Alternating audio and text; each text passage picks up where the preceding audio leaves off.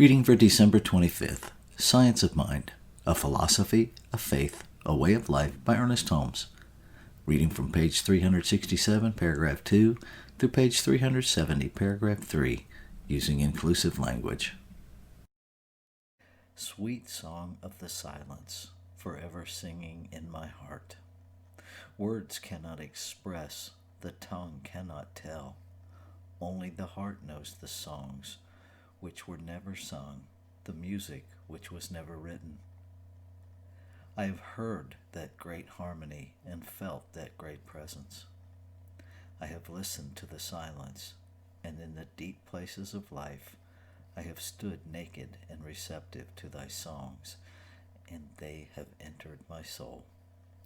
I am lost in the mighty depths of thy inner calm and peace. The external Jesus gave way to the divine. The human took on the Christ Spirit and became the voice of Creator to humanity. How wonderfully he did this constitutes the history of Christianity and much of the enlightenment of modern civilization. And yet it would be a grave mistake to suppose that he was different from other humans. He was a person who knew himself and his direct relationship to the whole. This was the secret of his success. To think of Jesus as being different from other humans is to misunderstand his mission and purpose in life. He was a way shower and proved his way to be a correct one. His method was direct, dynamic, and powerful, yet extremely easy and simple to comprehend. He believed in Creator, in himself, as power and reality. Believing in Creator within, he was compelled to believe in himself. To the illumined has ever come self-realization and I amness. Who could proclaim themselves to be the way, the truth, and the life unless they had understood that Creator indwelt their own soul? The Christ Spirit comes to all alike, proclaiming itself as the child of Creator, even unto the humble in spirit. Proud of his divinity, yet humble before the greatness of the whole, Jesus spoke from the heights of spiritual perception, proclaiming the deathless reality of the individual life, the continuity of the individual soul, the unity of the universal spirit within all humans. This was the Christ speaking, the child begotten of the only Creator, the child of Creator. Humble in his humanity, compassionate in his tenderness, understanding the frailties of the human mind, he let the Great Spirit speak through him in words of love and sympathy. He proclaimed his divinity through his humanity and taught that all humans are kin. No person ever lived who valued the human soul more than Jesus, for he knew it to be the personification of Creator. I am. What more can I say? I am. It is enough. Because thou art, I am. From out of the deeps of me, I am. In and around me, I am. Over and through me, I am. O inner being, eternal and blessed, complete and perfect, birthless and changeless and deathless, I am, and evermore shall be. The mystic Christ comes from the bosom of the unseen Creator, proclaiming the love of Creator through its own love of humanity. To know Creator is to love, for without love there is no knowledge of Creator. As the Christ awakens, the divine spark, shot from central fires of the universal flame, is able to warm other souls by the radiance of its own self-unfoldment. We give only what we have. The only shadow we cast is of ourselves. This shadow lengthens as we realize the great presence in which we live, move, and have our being.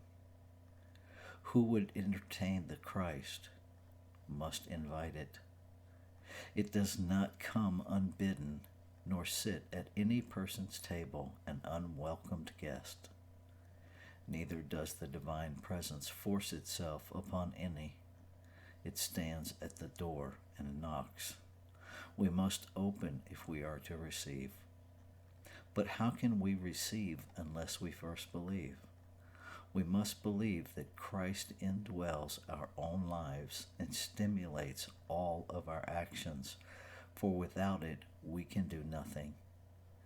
To realize within ourselves a divine presence, a perfect person, is to recognize the Christ.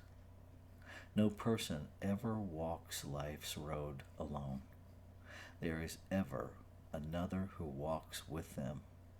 This is their inner self, the undying reality, which their personality but poorly emulates.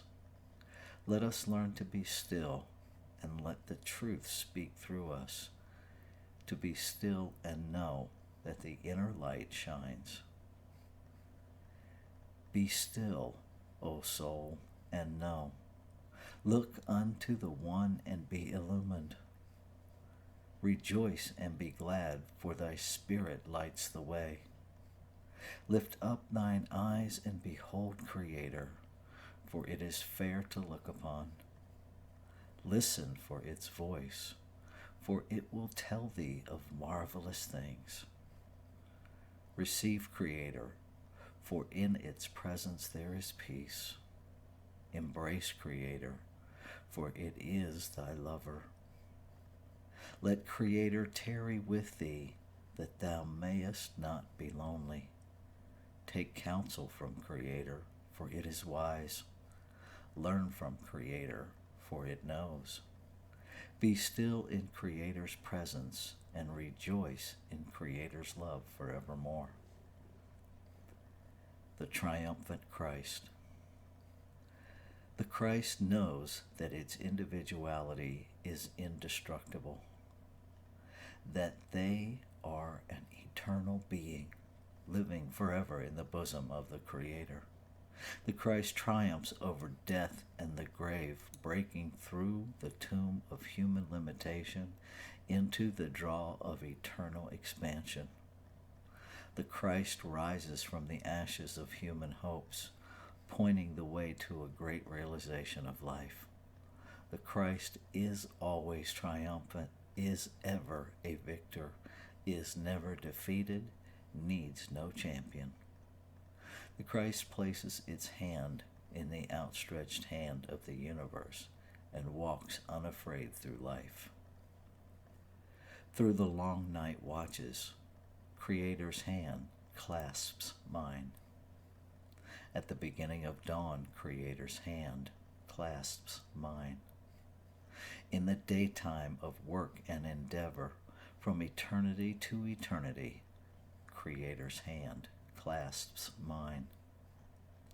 When time shall have passed, when eternity shall have strewn about like falling petals, and space and words shall be swallowed up in everlasting blessedness, Creator's hand will clasp mine.